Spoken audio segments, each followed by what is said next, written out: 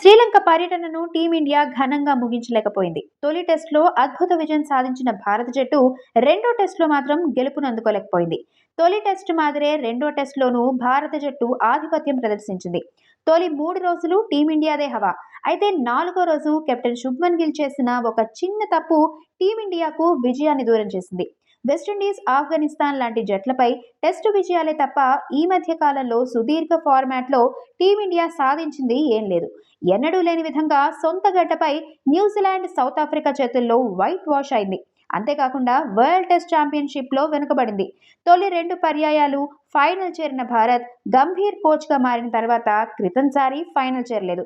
ఇక ప్రస్తుత సైకిల్లో కూడా వెనుకబడి ఉంది.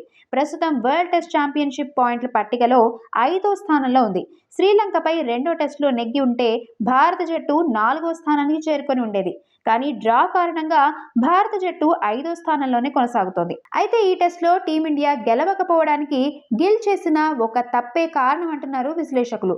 అదేంటంటే రెండో టెస్టులో భారత జట్టు తొలి ఇన్నింగ్స్లో భారీ స్కోర్ చేసింది. 9 వికెట్లకు 503 పరుగులు చేసి డిక్లేర్ చేసింది. అనంతరం శ్రీలంకను 290 పరుగులకు ఆలౌట్ చేసింది. 213 పరుగుల భారీ ఆధిక్యాన్ని సాధించింది.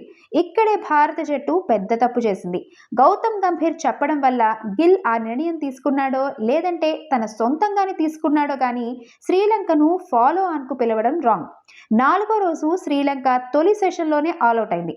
వెంటనే భారత జట్టు బ్యాటింగ్కు దిగి రెండో సెషన్ వరకు అంటే దాదాపు 50 ఓవర్ల పాటు ఆడి ఉండాల్సింది. వన్డే మాదిరి బ్యాటింగ్ చేసి లంకకు ఓ భారీ టార్గెట్ ఇవ్వాల్సింది. కానీ శ్రీలంకను ఫాలో ఆన్ ఆడించడం వల్ల అప్పటికే బాగా అలసిపోయిన భారత బౌలర్లు గొప్పగా బౌలింగ్ చేయలేకపోయారు.